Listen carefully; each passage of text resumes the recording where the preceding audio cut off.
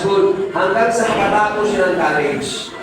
Okay? Mula doon sa siya ay hindi panampon. Ano sa Tagalog hindi panampon? Siya pinaglihan niya. Hanggang sa kumapit ng college, prepare kayo 1.2 million. Ganon kamahal ngayon magpalaki ng bata.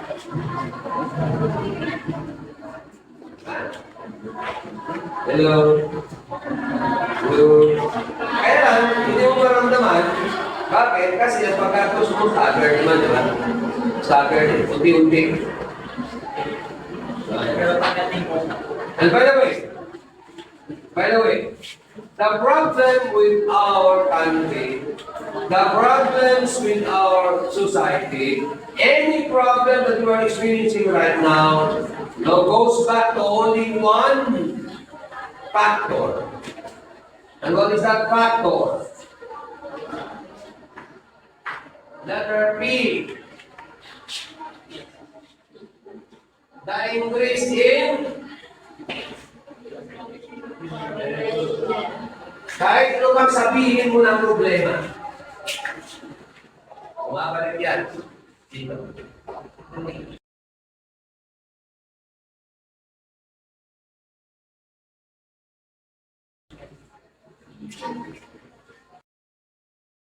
Okay. Ang pagdami ng tao.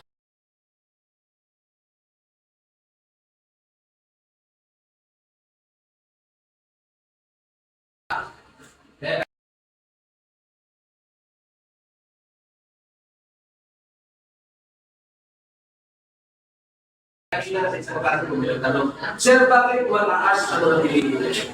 Palagi mo narinig kay Lola, kanakun, bato.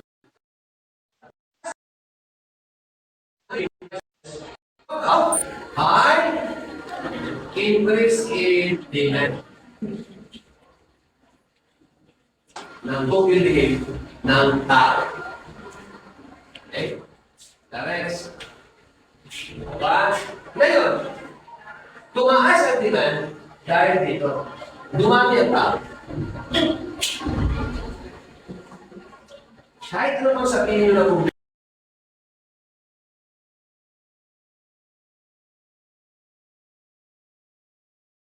problema, bumabalik yan sa populasyon.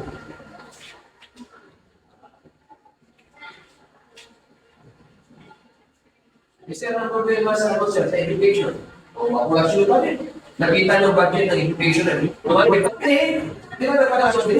Bumili ng mga sila, nag-hire ng maraming teachers. Bakit na yung new school year? Bakit magpapagawa na ng building? Bakit mag-hire ng mga teachers? Bakit magpapagawa na ng mga akla? Etc. Bakit? Kasi ang populasyon natin tumataas.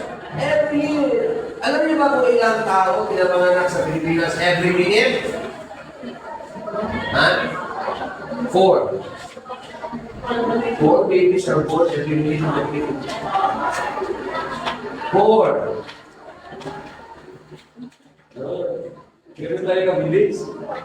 So, di ba? Kasi naniwala tayo, nakasulat na Bible eh. Go and multiply! Kaya mahirap ang buhay. Di ba? Dumadami ang tao. Noong panahon ng tulong-tulang natin, natin, panahon nila, barato ang kanan.